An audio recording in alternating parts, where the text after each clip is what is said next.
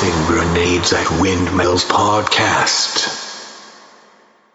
Welcome to the Tossing Grenades at Windmills podcast. My name is Rhombus Tix. I'm going to be reading a short story from a series I call Swamp Castle, which is old short stories I've written.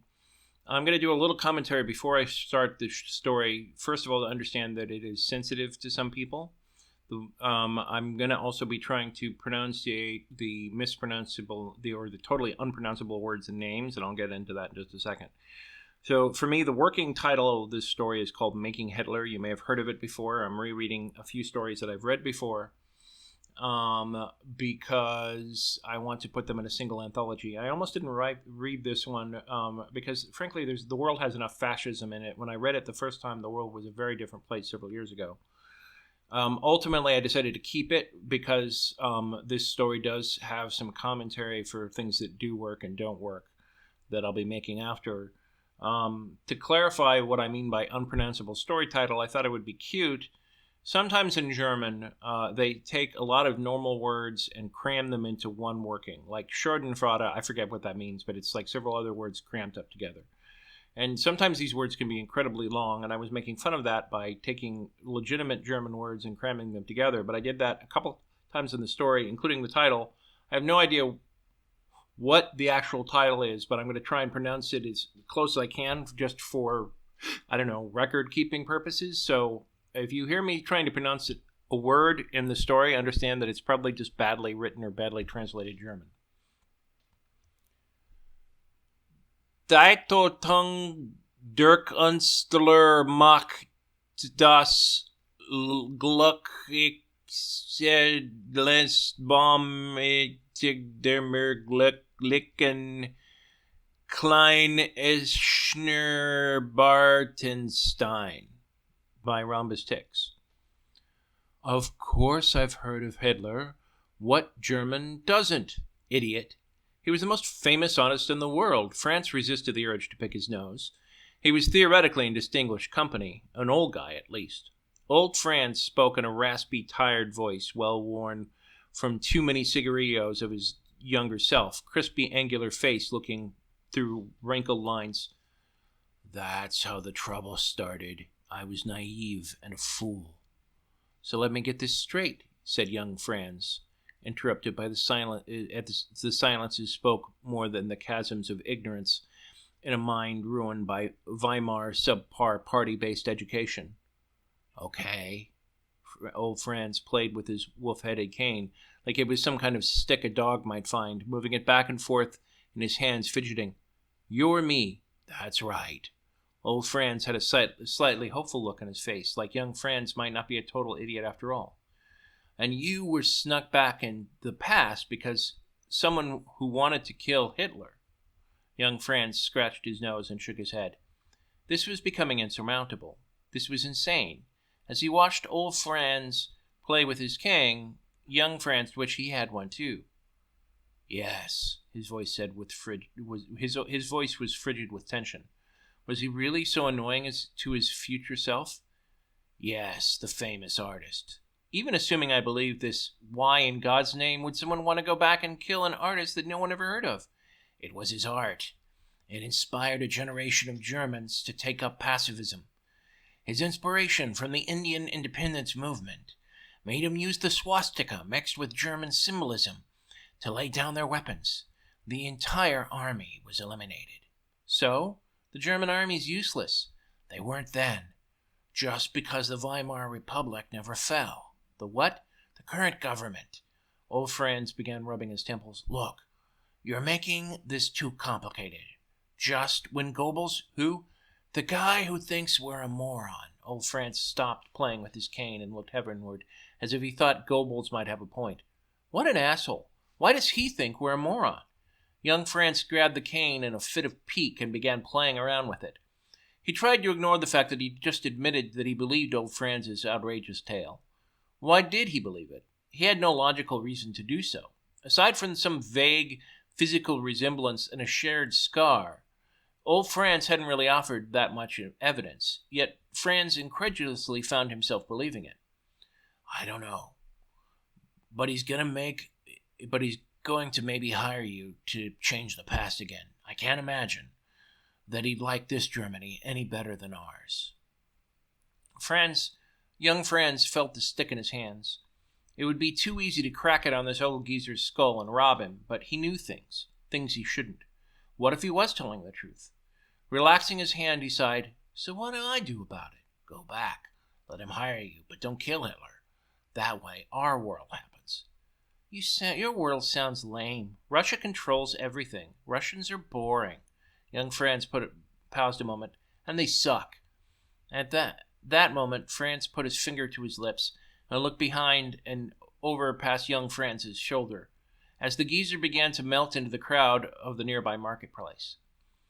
Just as one clown exited young Franz's life, another one entered. The new clown almost looked like Father Christmas, but would have made him look too thin and too angry. Franz had to wonder if the new clown's entire face had been stuck in a pencil sharpener and then abruptly clipped off with a snap. Hello there, son, came his voice smooth as honey and rancid as 9-day milk. Might I have a word? Every atom of Franz's body told him to run the other way, but old Franz had been right about this much. Maybe he was right about everything. Sure, he said, trying to sound casual. What's up? What would you say if I were to offer you the opportunity of a lifetime? Franz gripped the stick in his hand all over again. I'd say, what's the catch? A man after my own heart. No catch. Just an opportunity to earn some money trying out a new game of mine. This was Goebels, all right. Game? Young Franz moved the cane around in his hands. Yeah, it's a very special game. Goebels, annoyed, took the cane and broke it. The obvious retort was too obvious, and Franz refrained. He could imagine what kinds of games this fellow had in mind, likely involving vans and sugar canes to small children behind stores. What kind of game? Have you ever heard of virtual reality? Can't say that I have. It's like reality, only it isn't. Let me show you, he beckoned his finger. God, could this be any more creepy? Evil? He looked across the street and saw old Franz there nodding him on. Wonderful. Oh, well, of course, let's go then. Let's go off and see your magical game all alone with just the two of us then. He tried not to swallow.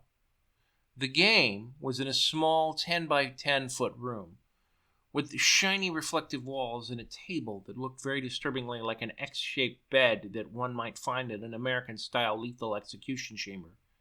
It included straps, lots of straps.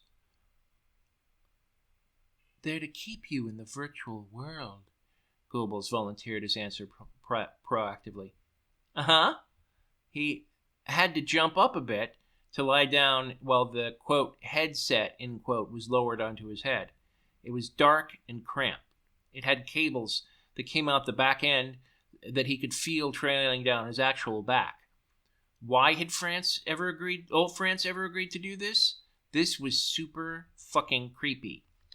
And for that matter, why was he agreeing to do this? Even assuming everything old France had said was true, that didn't make him some kind of heroic martyr or anything.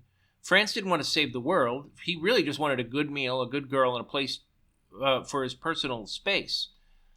Einort für meine persönlichen Romenstein. If this guy had tried to kill them, then France certainly had agreed that he deserved some payback. But this was crazy. He reached for the goggles to undo them. You know what? I think I'm just gonna... Goebels went all frosty in his voice and strapped Franz's arm in. You will participate. His voice became suddenly sweet as strychnine sugar. You will be paid. Okay, now this was scary. Until now, this had all been some kind of abstract mental exercise, sort of a game. After all, now how was he supposed to react to the idea of meeting his older self in the future? Especially when he's a creepy, he thought as he looked at Goebels, only slightly creepy old guy who knew all kinds of things about him. Goebels was just plain evil, really evil. Forget old France. Right then, France knew that if he didn't play ball with this guy, they'd be finding his body in a ditch somewhere. Oh, well, that's good then. How much will I be paid? Better to play along. 1,000. That's swell. He noticed that Goebbels had not said 1,000 what? Buttons? Dollars? Yen? Marks? Fuck it. The sooner they started, the sooner that this ended. Okay, strap me in then. Delighted, my boy, delighted. From the way he cut off the blood flow, he could tell Goebbels was upset at his rather annoying questions. From the delighted tone of his voice, Franz knew that Goebbels felt he was really getting one over on France. Neither boded well. Then Goebbels started the time machine. That feeling was both unusual and painful. There was a tingle in his extremities, the top of his head, hands, and feet that slowly made its way inward. Icy cold moved a bit at a time, both inward and outward. Then he felt a sharp pinch in his gut that kept hitting him again and again. The pain went up his spine and rattled around his brain until every neuron felt like it was on fire. The colors began to shift from blue to gray to green to red to violet and back again in a nauseating loop. He could feel every cell in his body all at once and even knew which ones were dying. Goodbye, Franz. Goebbels' voice chuckled evilly as the world Franz knew slipped away, forever to be replaced by something else. There was a whistling sound, and then the world slowly came back into focus, one color at a time. Reds, oranges, greens, and more. He saw the blood pounding through people's veins before he saw it in their faces. He felt like he had been hurled to earth, but there were no bruises on his flesh that he could see. Hello? Hello? Can you hear me, Franz? The voice was unfortunately Goebbels, and it sounded like it was coming out of a tin cup. If there was any lingering doubt that old Franz was right, it was gone now. Franz didn't recall telling Goebbels his name. Franz looked around. He was in Victory Park. Yeah, he recognized the place. There were people walking around. It felt like summer, but given the hats and clothing people wore, he thought this was likely something during the 20s. It hadn't gotten as worse as it could, not by a long shot. There were no bright Russian colors or Russian tanks. There were no endless rows of cabarets and bars like he was used to. Was zum Teufel insen me Kabarettsinstein? His Berlin was one big party from border to border. Berlin had survived the Russian invasion by becoming the party Switzerland of Europe. It was one perpetual party that put Vegas, Shanghai, and Monaco to shame. There were also no Zeppelins, and the cars were few and far between. More importantly, there was hunger in the city. He remembered the stories of how, in the latter days of the partification, they had begun printing money. And while the city hadn't reached that point yet, you could see it. You could smell it in the desperate, desolate desperation of everyone in the city moving from one area of the city to the other. Could the Russians taking over everything be better? I want you to give a present to someone. Goebbels' disgusting voice immediately shook Franz out of his reverie. This sounded bad. Oh? Who? Franz tried to sound genuinely curious. Someone who looks a lot like you. It's a test to see if you can overcome your ego. Oh, right. The present was a bomb. That makes sense. Wow, what a jerk. Goebbels wanted young Franz to kill not yet old Franz. Sure, okay, he grinned.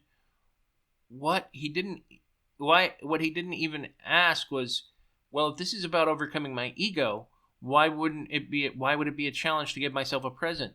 Durr. Wonderful.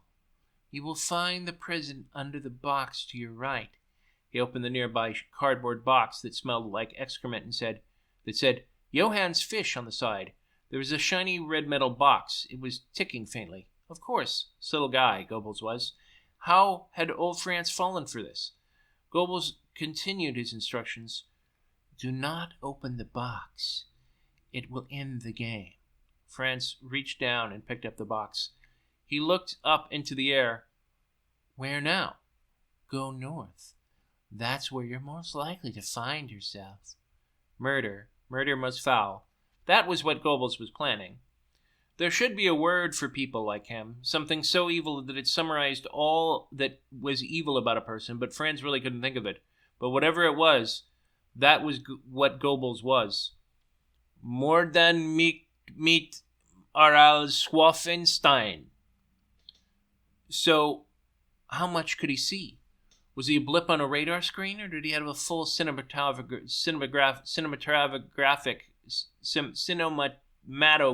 view? Old Franz hadn't told him what Goebbels could see, but old Franz had gotten away from the voice in his ear, so it couldn't be absolute. Wait a second. It was only one ear. Now that was interesting. Maybe there was something tiny in his ear. After all, if he could only travel in time, why not go to some wondrous future where there were flying carpets and the like? The park was pretty, and it seemed to be much better maintained than his own time.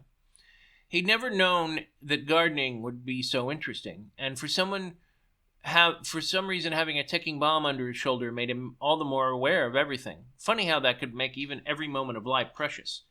Now, don't dawdle.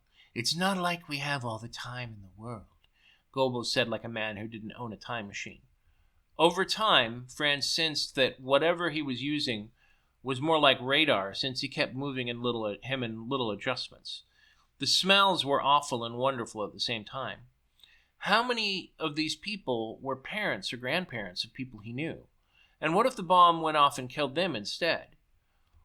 Was he going to kill old Franz? Did old Franz really want him to do that? What was he going to do? But if he stopped, he challenged the tin voice in his head, he doubted for a minute that Goebbels would push a button in his plushy leather chair, or whatever he was sitting in, and blow him up to Kingdom Come. And suddenly, after several turning streets, there he was. He could see to be old Franz walking toward a collection of artists down the street. It was interesting and weird. He thought fast. Old Franz wanted him to get Goebbels and fix the world. But this younger version of him wanted to live. Back and forth he went. But then he saw the artist ahead of him. And in the end, that was what decided it for him. He was saving a life that another version of him was going to end. And he might get a chance to live that out somehow. He got up closer and began to walk to be old Franz. Boom. Franz found himself back in the room on the table with a really weird thing on his head. Goebbels took it off and seemed ecstatic. We've had remarkable success. So, I won the game? Franz, of course, had no idea how time travel worked, but the sights and sounds and smells that he had felt had been real. The feel of fire on his skin had been as real as anything, but if this asshole was going to murder some version of him, hell, maybe many, he was going to make him work to maintain this hideous farce. What? Oh, yes. The game. You won it. Come, this way. Goebbels beckoned him in a gleaming control room. There were knobs and buttons and dials all over the place. There was a giant screen which seemed part radar and part movie. It could show shadowy images, but it didn't show as much of everything. It was nice to know what Goebbels could see. Franz could run away from this thing. He wanted to run now, but he was back in his own time. Was he in his own time? The magnitude of what he'd done began to dawn on Franz when the twisted cross manifested on the screen. Armies and tanks and planes and bombs and guns swirled along the screen. Marvelous! Marvelous, isn't it? Goebbels was ecstatic. Are they Russian? No, my boy. They're German. You did it. You changed the story in the game. The Germans are tough, resilient. I made a mistake and killed someone. I fixed that. He just needed some encouragement, and my God, the results are amazing. So, the game is about a story? That didn't sound good at all. If Goebbels liked it, Franz didn't. But he was enjoying the game about a game. He put his palm on his face and breathed slowly in and out. The game is about time travel. You travel back in time and change the past. So yes, you change the story and stop asking questions about the game while I talk about the game. It took every ounce of willpower that Franz possessed to keep his expression straight and not begin giggling.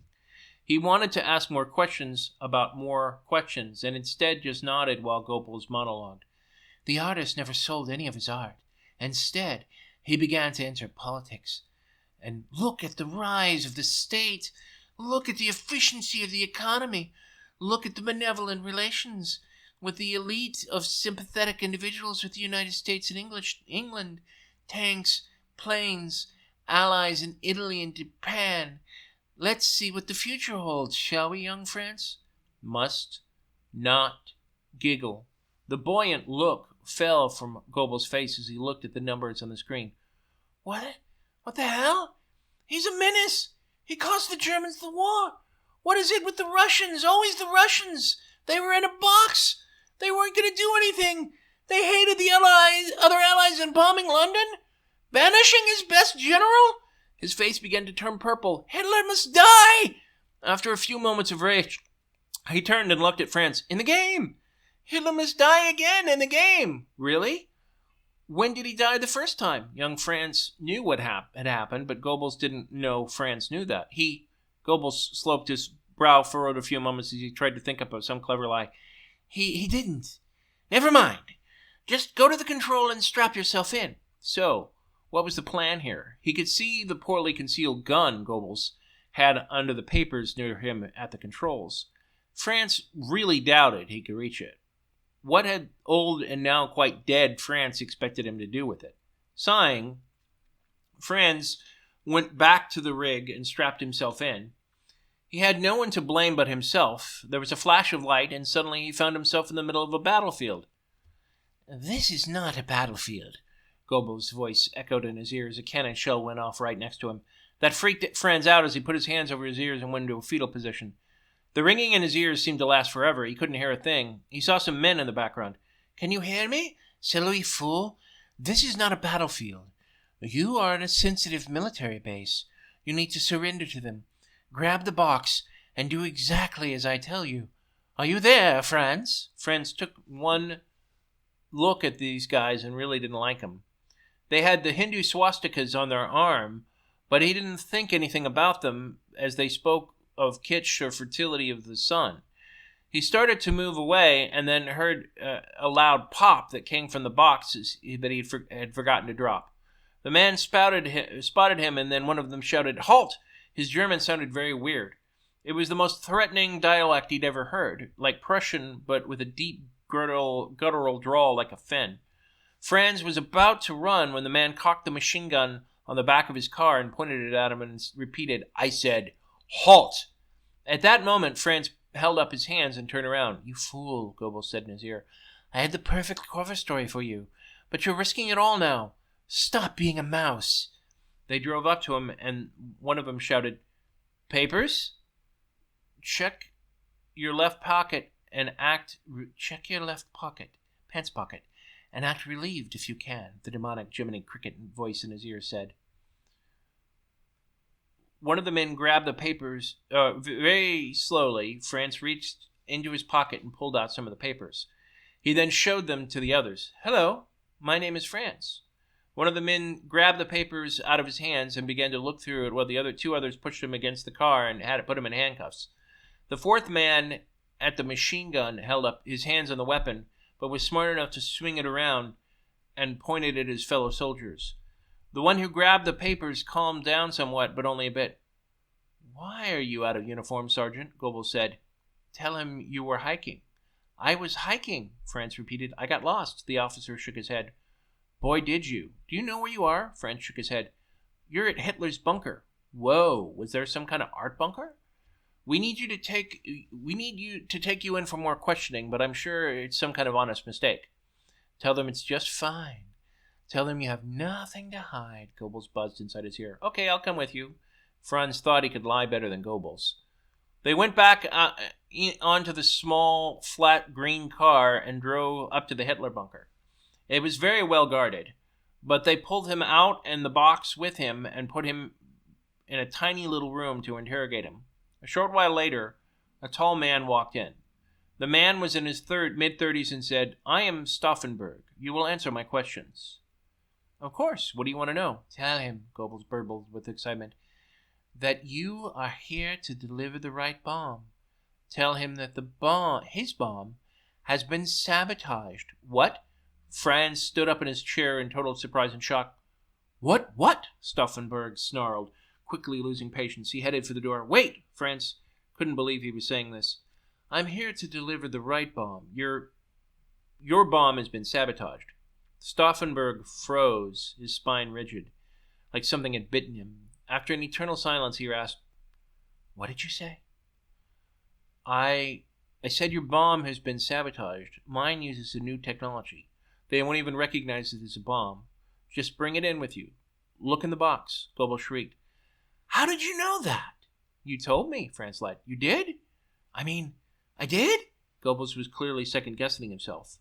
Stauffenberg had no idea what Franz was talking about, but he lifted the lid on the box and took out a small black plastic cylinder. He looked at Franz and then looked at the cylinder. "Wait here." Well, that was all he said and walked out. Time passed in a slow, monotonous dripping of exquisite torture. There was no method of keeping time, but counting in his head. The notion of time had never bothered him before. But before was before, and now was now. Now he knew that time could be sifted and measured like sand, weighed and found wanting, sent back like a recalcitrant schoolgirl who hadn't learned her lessons because she wanted a bonbon. Knowing that time could be commanded made wanting highly obnoxious. Knowing that someone else commanded it was just a what? A few inches? A moment? Some enchanted molecules? A few whatever it was away was torture. It was so strange, so foreign to him, that at first Franz didn't recognize the emotion for what it was. Hate. Right now, he was hating everything and everyone. He hated old Franz for getting him involved in this. He hated Hitler for having a bunker and ruining Germany with his art. He hated young, old, dead France for dying and making this precise tick-tock jackboot leather world possible. But above all, he hated Goebbels for using him as a toy and a tool for convenience. He knew what hate was, all right. Hate had been the one emotion he hadn't cared for, or at least he hadn't cared for it until now. The Weimar Carnival of Berlin had been the party that kept on going. When the rest of Germany had collapsed, Berlin had been where everyone else spent time to forget it all. When the Russians had rolled in, Berlin had been kept separate, the Switzerland of parties. And when Russia had collapsed on its own, when the American Depression had stopped the world's economy, Berlin had been the place to forget it all. And when there is nothing but serious fun and parties to be had, who has time for hate? But Franz had time to hate now. He had all the time in the world to hate, but all that time gave him important knowledge. He came to realize that not only could he kill Goebbels, but that he had to. That was why old Franz hadn't been too specific. This was the kind of thing one had to realize on their own, and Franz definitely realized it now. All too much. There was a loud noise far away. It hadn't sounded like an explosion that had killed old, young, dead Franz, but what else could it be? Did that mean that Hitler was dead? And if so, why was he still here? Goebbels? He asked the buzzing fraud. No response. So, likely the monster had leapt ahead when things were more interesting. But that did not make him feel better. More time passed. From time to time he heard the sounds of fighting and arguing through the door. But no one came for him. No one fed him either. Eventually he tried the lock on the door out of sheer desperation. Locked. Eventually they did come for him. These men wore civilian clothes and carried Hitler's swastika on their arms, but they were even more like death than the men who had arrested him. There was no sign of Stauffenberg. The Führer is dead. Who? They both looked at each other confused. Finally Franz guessed, "Oh, you mean Hitler?" The first of them, slightly taller than the one who took out a black tube, this was the center of the blast. Where did you get it? Goebbels whispered in his ear. Tell them that there's a chip inside. A chip that has a design for how Germany can win the war. Franz swatted at his ear, trying to dislodge whatever it was that Goebbels used to talk to him. But the second ghoul pinned his arm behind his back, sending pain up and down his spine. Franz shrieked, "Secret weapons! Their plans are inside!" The first brow furrowed, then waved the second to stop. "What did you say?" "Like I said," Franz said, "there's a secret weapon plan inside to let Germany win the war. There's a special chip. Get some pen and paper and I'll write it out for you." The next several hours were torture for Franz. He was forced to repeat the most technical details imaginable over and over again. The Nazis, that was what they called themselves, were impatient with him but could tell there was something real. Old Goebbels had sent word to New Goebbels, and New Goebbels had told the Nazis to give him all the time and paper he needed, but it was torture. Franz knew that he would kill old Goebbels if he ever got back, no matter what, with his bare hands around that fat throat. But the constant yelling and buzzing in his ear demanded his full attention until finally he just gave in and did whatever Goebbels asked him to do, no matter how ridiculous. Things went smoother after that. Page after page of schematics left his hand until he could hardly see straight. So many tight lines, so many equations, and that was just to read what was on the chip. It was amazing. But finally, after what seemed like days, it was over. The Nazi scientists were very pleased. Nazi Goebbels, who managed to be even more scary than old Goebbels, finally arrived. "Well, little Franz," Nazi Goebbels said warmly as he came into the same interview room that Stauffenberg had interviewed him in before. Franz was beginning to hate this room. "It seems that you have been sent here by someone courageous and handsome, and dashing and intelligent." "Oh, you flatter us so," old Goebbels buzzed in his ear. "Tell him that it was indeed me, from the future." "You mean this isn't a game?" Franz asked the air. Nazi Goebbels looked confused. Old Goebbels flustered and raged. He about had it with Franz, but old Goebbels still needed him. "For the last time. Of course it's a game. Time travel is a part of the game. Now just tell him, fool." Franz nodded to Nazi Goebbels. "It's yourself from the future." "Interesting. And how is this accomplished?" "Time travel, the means are unimportant at this time. He has secrets he wants to tell you if the war and the future. Secrets that will help you rule and control Germany." "Oh?" Nazi Goebbels seemed very interested indeed. He looked at Franz like a hawk might look like a rabbit. The questions were few, but they were always about time travel. Nazi Goebbels always wrote down the given secrets in his nasty little black book with a nasty regular looking ballpoint pen. But when he did ask the questions, it was to wheedle a bit of information out of old Goebbels about time travel. Never the circumstances about his life or the other worlds, or about killing a artist Hitler or Nazi Hitler, only about time travel. And just like that, Franz was lying on the table again. It was far more disorienting this time. His insides felt like they were churning upside down and stuffed into him by an angry, unsympathetic teddy bear. He retched.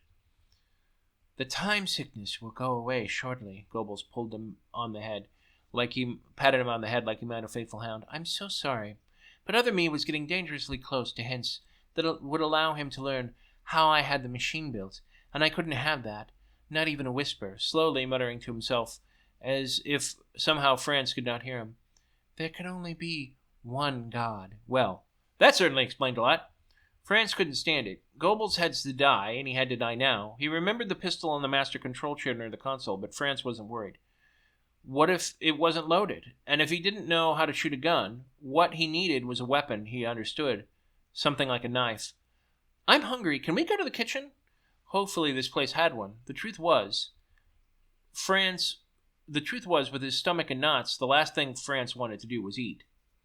Goebbels looked surprised, but nodded. "Of course, my boy, of course, this way." It was a proper German kitchen, to be sure. It was wide, well lit, with broad, wide white counters and a proper, intuitive place for all the tools a person might need. It was also equipped with all kinds of conveniences that made Franz's head swell. "What's this?" he said, slowly moving in wonder as he looked around the room, the weird oven and the glass baking oven on top of the counter.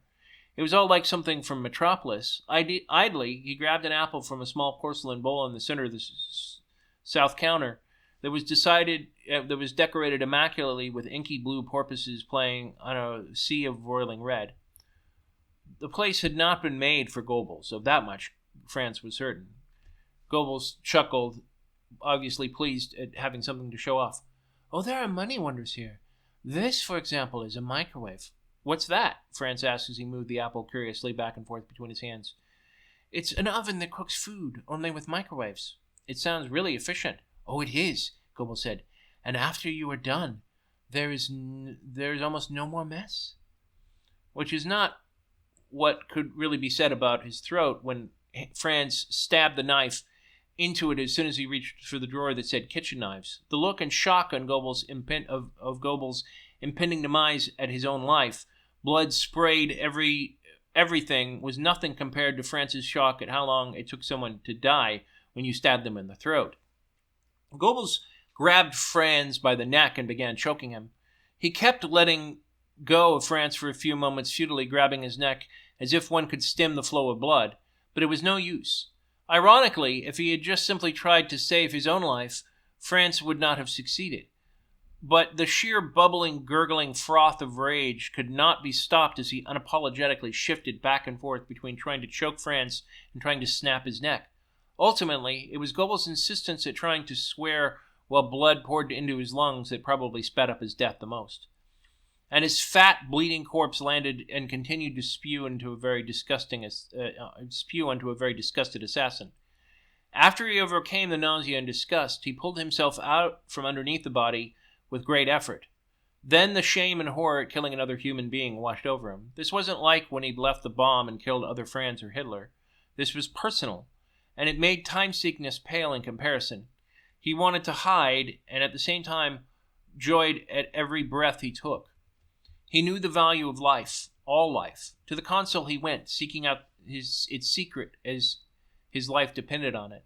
For Franz knew it did, not only his life, but the lives of everyone who would ever be or who had ever been and were in the shadows of worlds that might have been. Hours he spent and days within days fiddling with knobs and levers and dials and switches. Over and over the screen changed into a kaleidoscope of a cacophony of chaos that at first his mind could not understand, but over time bravery gave way to wisdom, which gave way to knowledge. Blessed with an abundance of food and command of time itself, he began to explore the compound and unlock its secrets, just as Goebbels had when he'd stolen it. In fact, it looked like many people had been here and had come here long before Goebbels. Maybe this was a game that played itself, putting pieces off the board and making them players when it got bored. But the more Franz studied, the more he didn't think so. This place needed him, but he did not need it. Reality was real, not a game for his amusement or anyone else's. And when he finally felt that he was truly beginning to understand, he was ready to make his first change. He watched a leaf swaying in the wind on the screen in the middle of an oasis in a sandy desert. He thought it might have been South America, but he wasn't sure. As it swayed back and forth, Franz could feel his resolve waver. What if he changed too much? What if he hurt himself? He was fairly sure that he could not, since Goebbels had always been just fine with whatever change he was going to make. But what if? Finally, he gave in and pushed a big red transfer button. Nothing happened, at least at first. But then he smelled lemons. He looked back to the table that Goebbels had let him lie down on, and there was a small, large tree with dirt piled around it, cut off at the base and lacking roots. The leaf had no wind to blow it anymore. But the death of the thing stirred Franz for the first time in weeks. He had a purpose, a reason to live.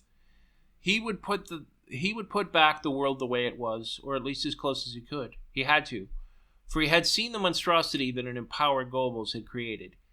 He could see the echoes of the world, even if he had not seen all the details. One by one, countries of the world had fallen in ash and fire.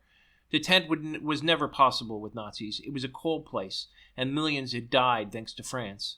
Franz could not let that stand. So he tried simple at first. He would save someone and immediately send them to safety. That could definitely change the world, but the world war always happened if Hitler lived. How in the hell had he ever just been an artist? He expanded from the tree. Saving Hitler was easy, but it always led to the same version of Nazis. And no version of Nazis was a good thing. He kept trying to go back to his world, but he couldn't find a way to make that happen. There were just too many changes. In fact, he realized that a small thing realized that a small thing could make as many changes that he didn't dare go back to before the Great War, for fear of making the world unrecognizable. The machine called it the butterfly effect. The machine, it turned out, was called the computer, and had all kinds of useful information. Goebbels had locked up a lot of it, but Franz eventually got it unlocked. But it was futile. Hitler was the key. Every time he killed Hitler, he made it worse. Victorious Hitler, musical Hitler, Emperor Hitler, cyber Hitler, immortal Hitler. That was when the machine warned him that the 1,000-year Reich was about to discover time travel. In a panic, he went back to the first moment that he was about to drop the bomb and stop himself from destroying Hitler, but the machine wouldn't let him.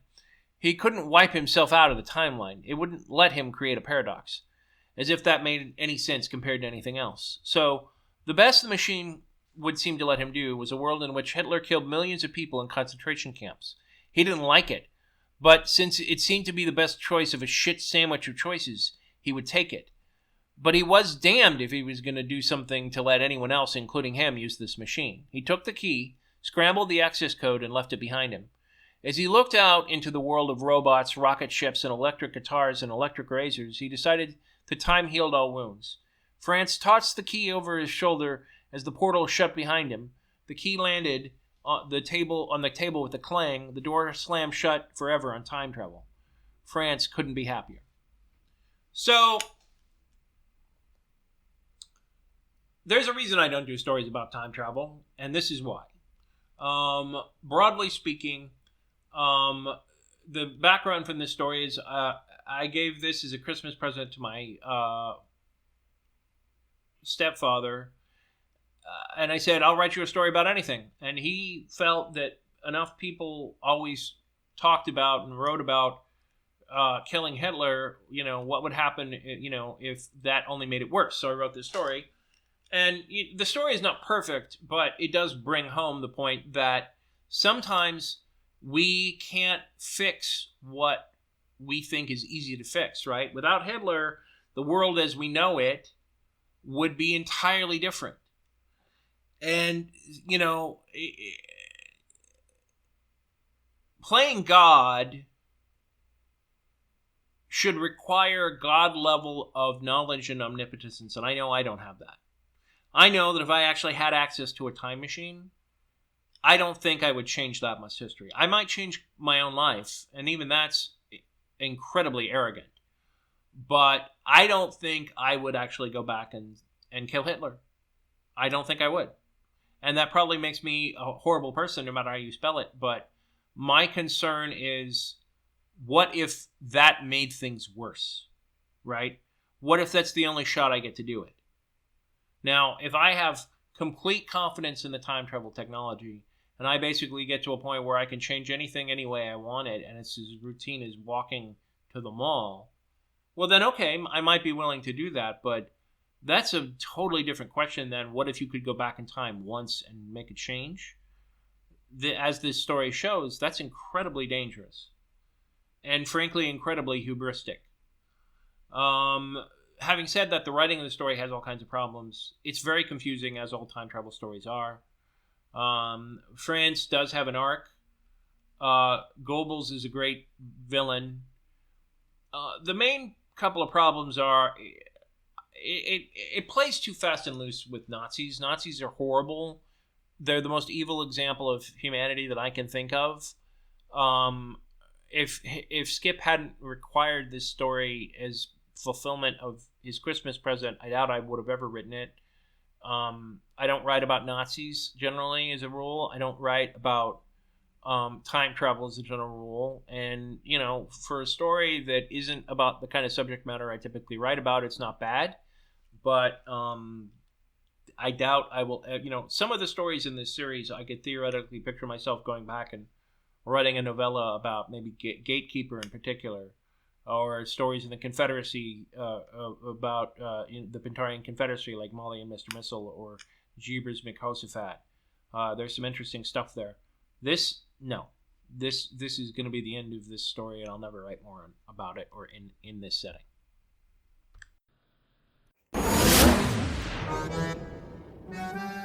This has been the Tossing Grenades at Windmills podcast. Buy my book, Have Name Will Travel, at Amazon and other markets. RedAnvilCreative.com contains all our podcasts. Copyright 2022!